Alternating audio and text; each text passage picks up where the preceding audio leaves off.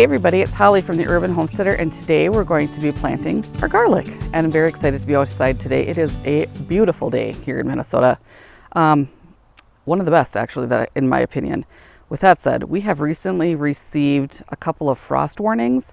So I know that it is starting to be closer and closer to the time of us needing to get this garlic planted and in the ground. So ideally, we'd really like to have the garlic planted about 2 to 3 weeks before the ground actually freezes. But here in Minnesota, we don't actually know when that's going to be. I mean, you can go through farmers' almanacs and talk to your friends and neighbors and all of that. It's a guessing game. The weather here is crazy and can change on a dime. So with the frost warnings and it being mid-October, it's just time. I just need to get it in the ground. So that's one thing. I wanted to talk a little bit about my harvest that I had this summer. So you guys remember when I pulled the garlic out, I mean, it just was not fantastic. The bulbs were small. A lot of it didn't make it. And to my defense, many people that I talked to also had the same problem. And we are all kind of going to the same conclusion that we just didn't have enough snow for insulation. That seems to be the theory that everyone's going with. I mean, I can't say one way or the other what happened or what didn't happen, but it just wasn't very impressive, and I want to do better. So this year, I'm kind of going all in.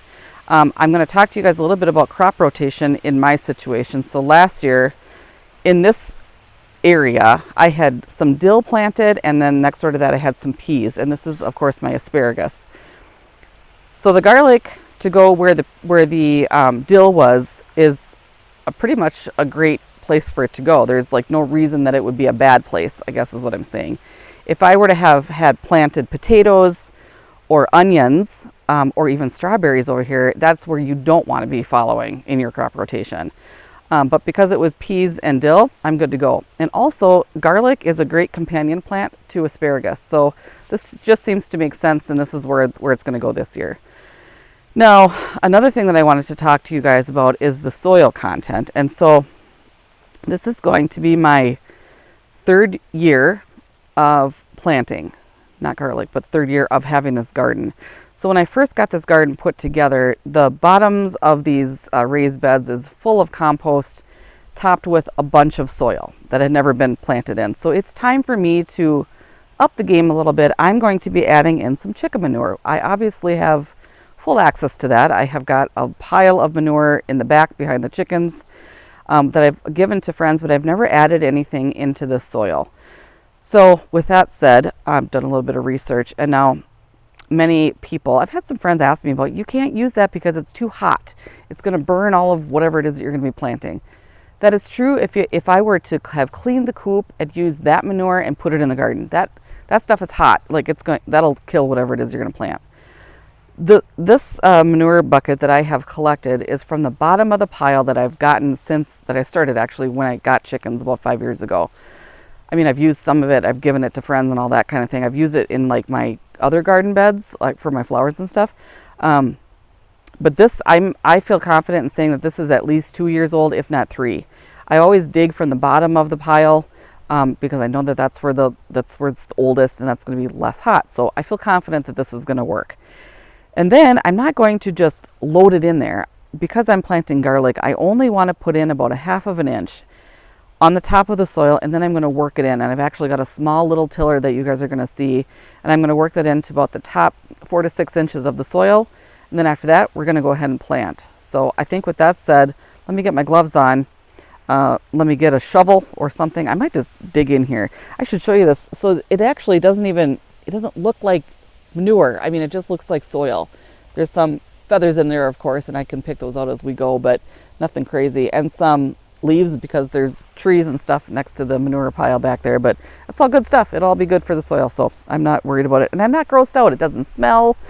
It seriously just looks like soil. And at this point, it kind of is. So, okay, let me get my gloves on. We'll get after it. I was looking for a small little shovel. I don't really have one, but I found this. It's just a metal little drawer I got some from who knows where. I didn't want to like lift up this bucket because it's heavy, and I just don't want to dump it all in one spot. So I'm going to try to grab a little bit at a time here, and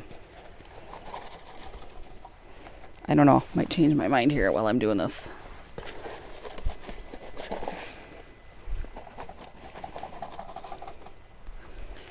I've got some chunks in here. This is probably, like, there's pine needles and gosh, all those things. My concern is what the soil pH is going to be and all of that, and I won't know until spring when I do a soil sample. So I'm kind of just going on a whim here and hoping for the best. So what's great about the chicken manure is that it's high in nitrogen, which is something that garlic likes. And then it's also got potassium and phosphorus in there, so all good stuff. Let's see here. I'm not going to be planting like this is going to be it. I'm not going to get real close and personal to the asparagus because I don't need it to be, like I said, about a ½ inch. I think I've got more than enough. All right, I get my tiller, work it in.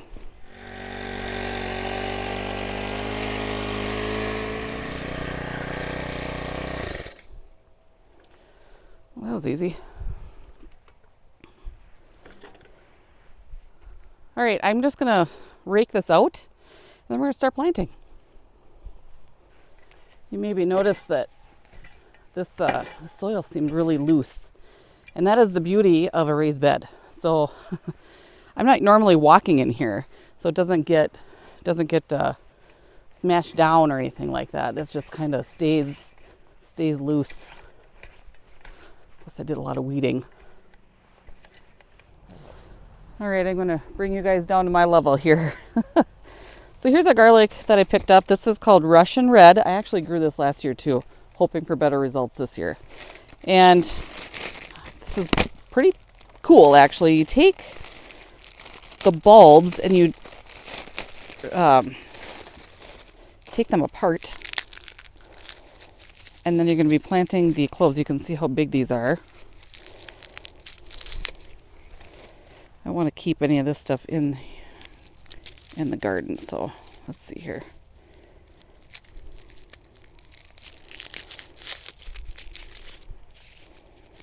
Try to keep that paper off of these cloves here. We don't need any of that.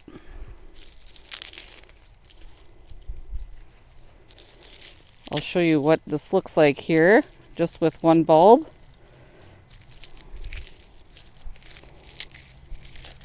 These cloves are huge. Pretty cool. If only I could get them to grow like that. We're gonna try though. All right, so some of the tricks here that we want to be mindful of. We want to go 4 to 6 inches between the cloves, and we want to go like 8 to 12 inches between rows. So I think I'm just gonna start this. I should also mention this. So this is kind of a fun little garden tool. It's got measurements on here, and the full length of it is 1 foot. So that's super helpful. If you're just wondering like how deep should these be planted, let's just see here. Well, and actually they should be planted 2 to 3 inches. That's it. So really, if you don't have one of these, use your finger. It's kind of an easy way to do it. And then the idea here, you take the flat part of the clove goes down and the pointy part goes up. That's it. So there's one. I gotta think about how I want to do this. Like if I want to stagger, I don't know. We'll see. I don't think I'm going to have that many.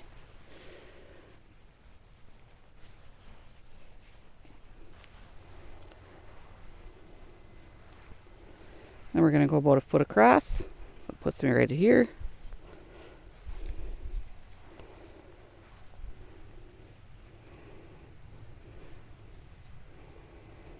I'll have to put some markers out here too so I don't forget. I don't think I'll forget, but it's always nice to have a reminder out here so you know where to be looking in the spring.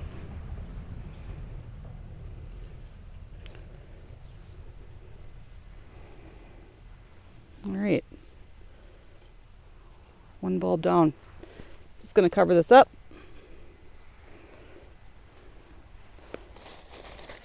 I do have 2 more bulbs in here, and I will be planting, but you guys get the gist of it. That's it.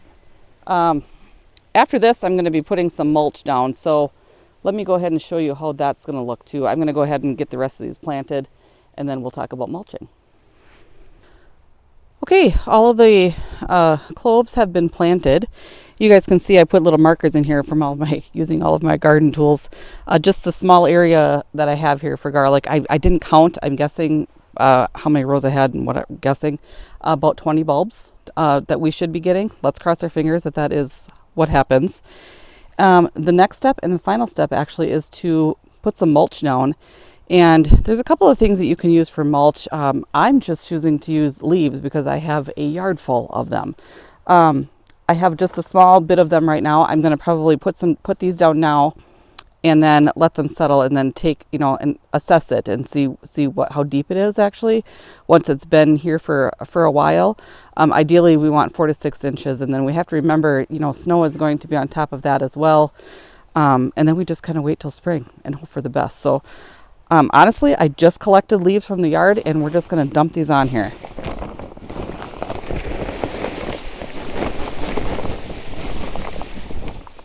That actually looks like more than enough, but they will settle down.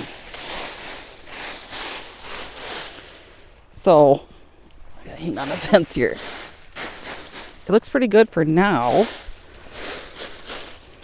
I wouldn't be surprised if I add more, maybe in a week or 2. We'll see what happens. But now all we do is wait. Cross your fingers and wait and hope for the best. But that's it, you guys. Super easy. Anybody can plant garlic. It's just a matter of your desire to do so. Don't be scared of it, and just get after it, okay? Lots of luck to you if you're out there planting garlic in your garden. If you guys enjoyed this video, and if you are interested in any other gardening, chickens, or bee videos, make sure you hit that subscribe button. It is indeed the best way to support my channel, and it is greatly appreciated. Thanks so much for watching. We'll see you next time.